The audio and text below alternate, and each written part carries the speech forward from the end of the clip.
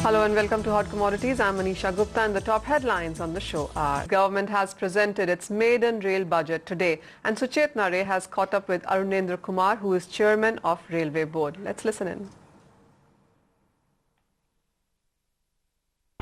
This has been a budget that was presented by Sadanand Gowda, who earned the rare distinction of becoming the first BJP minister to ever present a budget that has been hailed by experts as being on the path of fiscal prudence. I have with me the chairman of Railway Board, the man who's actually behind the fiscal prudence there. My first question to you, sir, what was the guiding force behind this budget which saw very little of populism?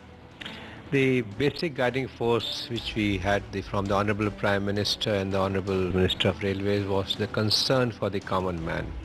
Whatever we do, it must reach the common man, and in that direction we have used technology to the maximum. Whether it is sale of tickets, whether it is cleanliness, whether it is catering, whether it is safety. Every year we will find that technology has been supreme in guiding force in this aspect. Second area is the rail tourism, which we must care for the Indian 125 crore people, and the basic concern is that they want to go to the pilgrim centers. So we have concentrated on that sector very much so that we can have special pilgrim packages. We have announced 2 trains in the south for the pilgrim centers. That has been the concern. And the third concern is that the northeast sector, we're targeting that Lumding-Silja section should become broad gauge. We will give connectivity to the other capitals of the northeastern states, and we have focused and increased our allocation. At the same time, the quality of food, the cleanliness in the stations and in the trains, that should also show a fillip. At the same time, again, we have tried to focus on increasing the skills of the which are required for railway working in technical and non-technical areas, for which we will be collaborating with the university to start railway-oriented courses. So overall, it is for the populism has taken a back seat. We have concentrated on those projects which will give us returns very fast, so that the saturated sections open up, and we are able to run trains much better and faster. Absolutely. Keeping the finances of rail in mind, you've also spoken about opening the floodgates of foreign direct investment, except railway operations. Are there investors, foreign investors, who've already shown interest? Let's say about the foreign investors, we had 2 loco factories where people have shown interest, and in the high-speed project worldwide people have shown interest when they've gone to other countries. In our country also 2 studies are on in one particular sector where the Japanese and the French have shown interest, and this is likely to grow because since Indian Railways is now opening up, and Indian Railways is a very vast market. The more people know and come to know about it, they will start coming here. So we expect a good flood stream of foreign interest or domestic interest of Indian companies investing in India. Talking about domestic companies, you're talking about private-public partnership. It has failed when it was first announced a few years back. What do you think will contribute to its success this time around? Let me put it in a very simple way, that we will now concentrate in where the private investor, where domestic or anyone would like to put their money in. And we can only say that this is the area, let's say a station development, let's say a port development line, that here you like to put in money, and please tell us which one would you like to pick.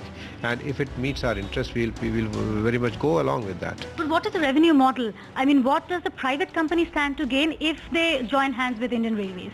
It depends. So if you're coming on the railway station development, their revenue model will be to earn money from hotels, malls, or any such things which can generate money, and it is at the same time the passenger can board a train in a very neat, clean and unhindered way.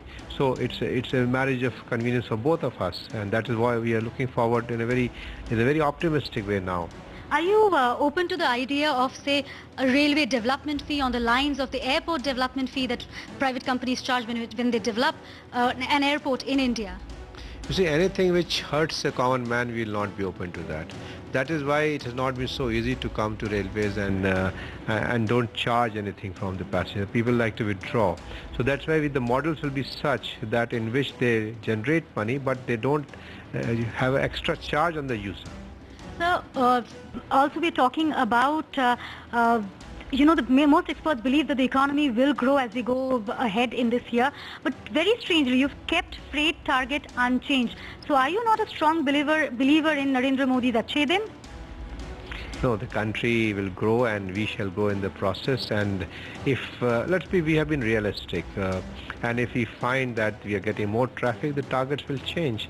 And the targets are always dynamic. So it's not that we'll stick to that. We'll achieve 1101 million ton. And if it's going well, we'll make it 1110 or 5, whatever it is. Sir, is now a fare hike, say twice a year, becoming a reality? No, it's not exactly fair hike. What had been said earlier in the parliament is the fuel adjustment component is twice a year, which is different from fair hike, but though it hurts the user in any form because he has to shell out more money. But the fact remains that the fuel extra charge will be balanced by levying a separate fee, and that is delayed by as much as 6 months because we have to see the past and then levy for the future. So we are getting some relief in the fuel side, and it is different from the real fare hike. Thank you so much for talking to us. As the Chairman Railway Board also highlighted,